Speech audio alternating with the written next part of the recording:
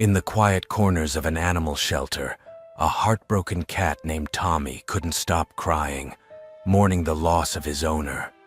The family members, overwhelmed by their own grief, had reluctantly left him at the shelter, unaware of the heartbreaking cries that echoed on the lonely nights.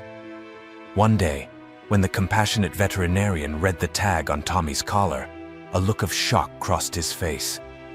How could this happen to Tommy's previous owners? Dr. Green put on his gloves and slowly approached the corner where the cat was curled up. Coaxing him with treats, he knew he had to see the necklace again. When Tommy was ready to take the candy, he read what it said again. "My God," he murmured when he saw it, immediately calling one of his assistants. Had I read it correctly? It wasn't just the name of Tommy's owner that she had read, but something else. Mary, one of her veterinary assistants, ran into the room, a look of clear alarm on her face. "What's wrong, Dr. Green?" she asked, looking from him to Tommy, who was still huddled in the corner. "Yeah, it's just... Are you sure the woman who brought him in said his last name was Carter?" Scott asked Mary, his brow furrowed into a frown. "Yes, it was his wife. She said her name was Margaret and his name was Francis." "Why you ask?" she said, moving closer, trying to figure out why Scott seemed so confused before answering. "Because that's not on the label." But whose name was on the necklace? And more importantly, what could this imply about Tommy's true owner? Veterinarian Scott Green's passion had always been animals. Since he was little, he loved taking care of them, although he always hated the fact that they didn't live as long as he did. Now, he discovered that it was a much kinder fate. He was sure of it when Margaret Carter brought her late husband's cat, Tommy, who seemed inconsolable with grief. The poor cat had lost its owner just a few days ago, and according to the relatives who had taken it to Scott, it couldn't stop crying. At first, the family seemed reluctant to leave him with Scott, but they knew there was no other choice. Tommy only listened to Francis, and without him, they didn't know how to treat him. "If we can, we'll come back for him," the older woman who had brought Tommy had said as she wiped tears from her eyes. It was a heartbreaking sight, but Scott understood why he did it. He wouldn't have time to care for Tommy during his own grief. At least that's why he thought he'd taken him to the shelter. Dr. Scott Green had taken Tommy to one of the kennels, letting him out of his carrier as soon as he found an empty one. The cat walked out slowly, leaning against a wall as it continued to cry. It was a sad sight, but he feared he couldn't do much about it. He quickly placed the blanket in the carrier with Tommy before returning it to Mrs. Margaret. Dr. Scott felt bad about leaving Tommy there, but first he had to finish the matter with Mrs. Margaret. They signed the remaining forms so that Tommy's care would be properly transferred to Dr. Scott. However, he had no idea of the problems that would lead to in the future. If I had known, I would have questioned Mrs. Margaret more about Tommy's past. First of all, Scott had never heard a cat cry and howl so much. Although the sadness of an animal that had just lost its owner was not atypical, this was certainly unlike anything he had experienced before. "I'm going to check on Tommy," Scott told Mary, his assistant, still having no idea what strange thing he was going to find.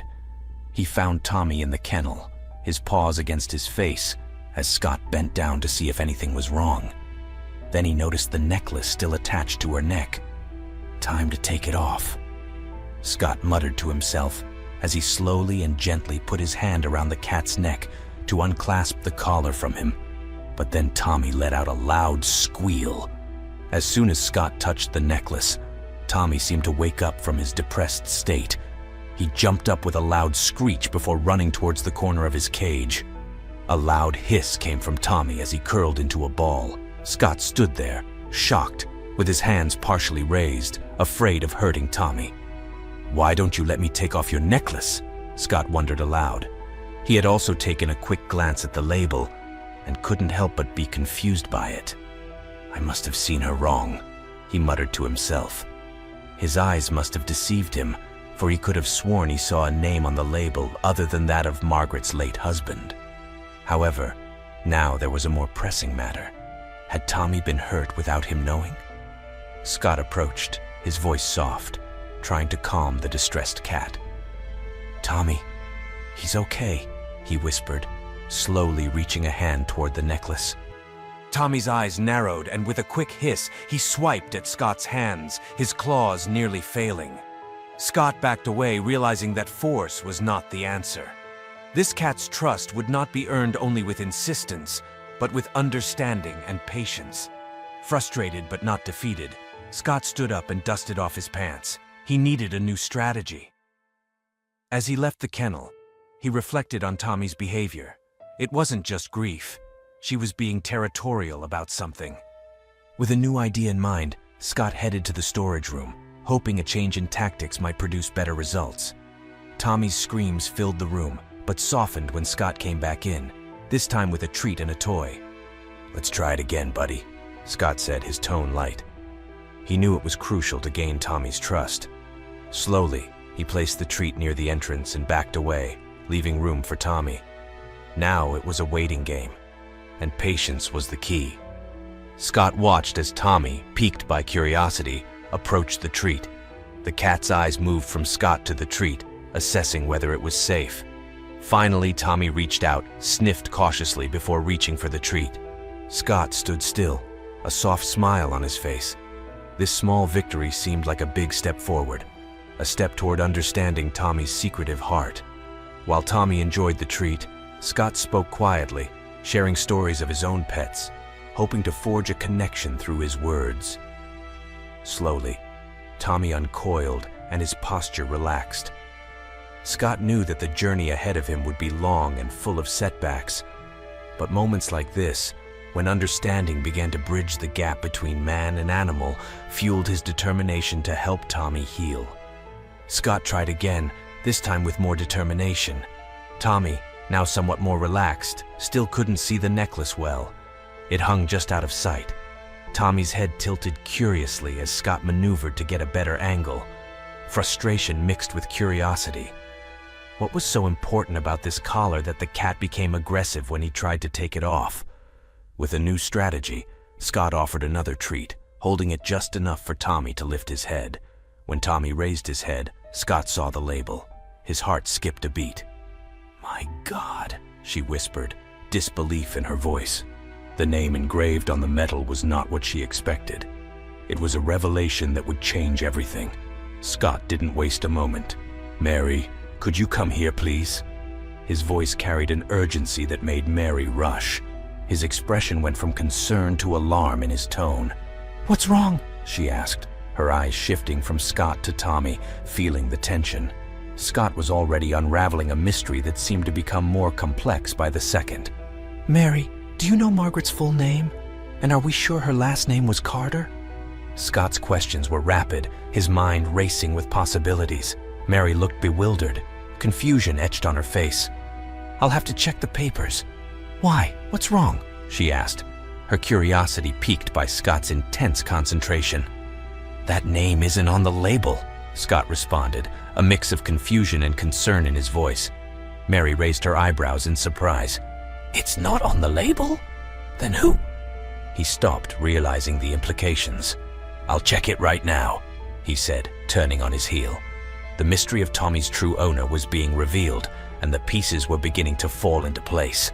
Scott tried very hard to make out the name on that worn necklace, but it was like trying to read a scratched message on a school desk. Almost impossible. It didn't help that Tommy was moving around for the treat and he couldn't get a clear view. The frustration was great. It seemed that the necklace was the key to everything, but she didn't understand anything. Mary returned with a look that said she had news. "Yes, they are Carter through and through. Their names are Margaret Elizabeth Carter, Mason, and Francis Antonius Carter," she confirmed. Scott's brain somersaulted. How was it possible that the label and what Mary said were so out of sync? It was like trying to fit a square peg into a round hole. Something didn't fit, and nothing seemed to fit. Seeing Tommy so cozy and protective in his necklace, Scott couldn't bear to take it off. It was clear that the necklace meant everything to Tommy, like a child with his favorite blanket. So Scott backed off, deciding not to stir the pot. He closed Tommy's cage, hoping he would be okay on his own. Anyway, he had bigger fish to fry. Back at his desk, Scott felt like a detective on the trail of a buried secret, combing through Tommy's files with the precision of someone searching for hidden treasure. Each visit to the clinic became a clue, bringing him closer to an answer.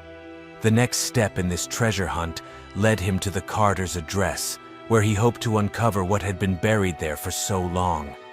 Determined to solve the mystery, Scott knew he needed face-to-face answers. Leaving Tommy behind, Scott set out for the Carters' house, feeling a bit like a TV detective, though without the dramatic soundtrack. He was on a mission to solve the case without alarming Tommy more than necessary. Before heading out, he informed Mary and Yara of his departure, receiving their nods of understanding as they were accustomed to his sudden absences. After ensuring everything was running smoothly at the clinic, Scott left, anticipating a major revelation. Scott's car hummed along as he drove, his thoughts racing faster than the vehicle. He pondered the scratched-out name on Tommy's label and the secrets it might hide. Theories swirled in his mind, imagining Tommy's involvement in significant events before he came into Scott's life. The urgency of the situation pushed his foot heavier on the pedal. Arriving at the Grand Carter mansion felt surreal, like stepping into a storybook. Scott's heart pounded as he knocked on the door, ready to uncover Tommy's past. A woman who was clearly not Margaret answered the door, introducing herself as Margaret's daughter, Jane. Scott quickly explained his purpose.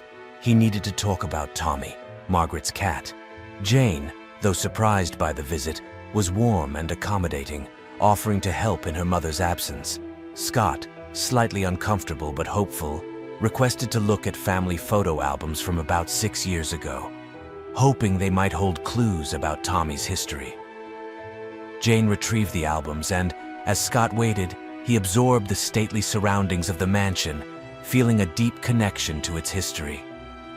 As he flipped through the photos, Scott found a picture of Margaret and Francis with Tommy, his collar clearly visible. The label on the collar was legible, unlike the scratched version he had seen before. The revelation that the letters on the collar did not match Margaret's or Francis's names deepened the mystery. Just then, Jane returned with more albums, and together they discovered a portrait where Tommy's collar label was untouched.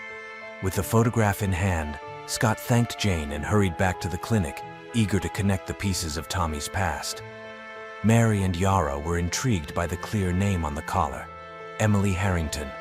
A quick search revealed Emily lived nearby and fit perfectly into Tommy's timeline. Scott contacted Emily, explaining the situation and arranging a meeting. Emily's arrival at the clinic was a moment of anticipation.